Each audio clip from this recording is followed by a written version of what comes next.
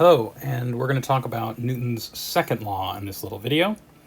And you can see it stated here in two different forms. One in words, one in its more famous F equals ma equation form. Okay, but in words, the acceleration of an object is directly proportional to the net external force acting upon it and inversely proportional to its mass. Okay. So that actually is referring to a slight rearrangement of this law, right? It's saying acceleration is equal to the net force divided by the mass of the object, okay? But essentially the same thing. And if we think about this, this should make a lot of intuitive sense. If we push on something harder, in other words, we have a higher net force on something, and we don't change the mass of that thing, then we would expect a higher acceleration, right? All other things being equal. We push harder, we get more acceleration of X object.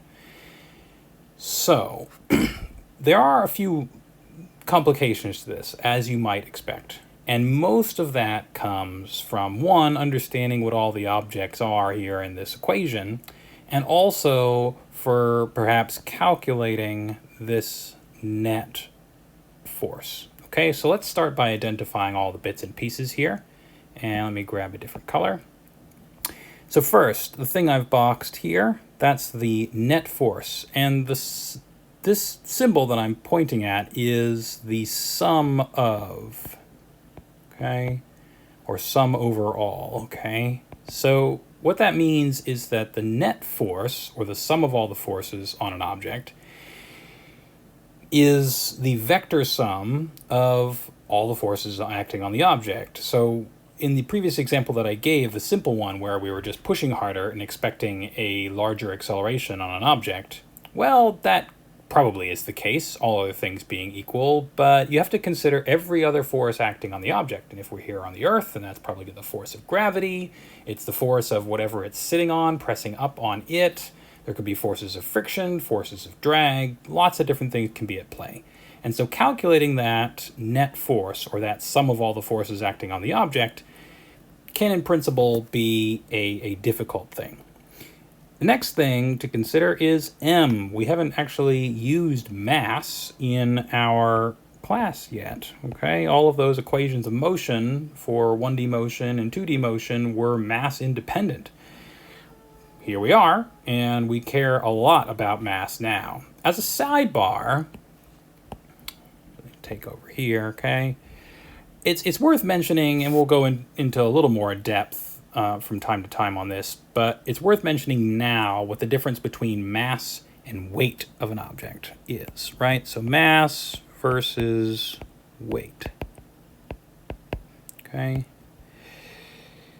And the problem with this is that we're used to doing things like, oh, well, we're gonna let's convert 1 kilogram into pounds, okay? And we know, or maybe we know it off the top of our head, maybe we don't, but we know perhaps that 1 kilogram is 2.2 pounds, or approximately, okay?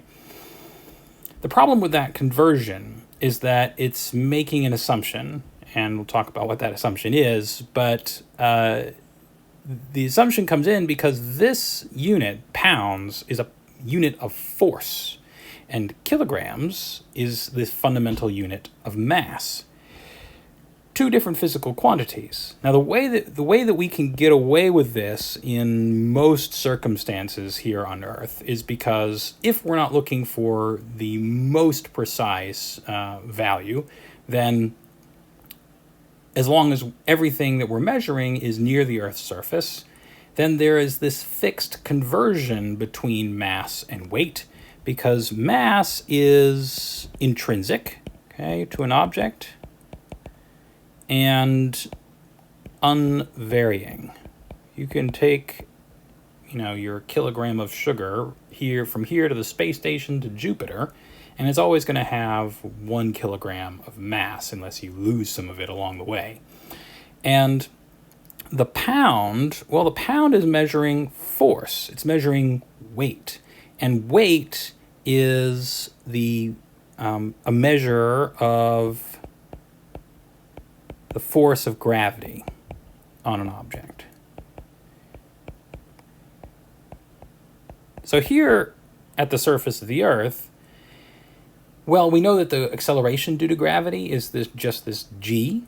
And so when we calculate forces of gravity on objects, which we will do a lot of in the very near future, F sub g for force of gravity is equal to the mass of whatever object we have here on Earth times that little g, that 9.8 meters per second squared. And that's how we get the force of gravity on an object, and that's how we thus get the weight of an object in standard units of force. You'll note, though, that this isn't mass, right? We're multiplying by this factor of g. And even here on the surface of the Earth, you might think, oh, well, then what's the problem? Why can't we just, convert between the two?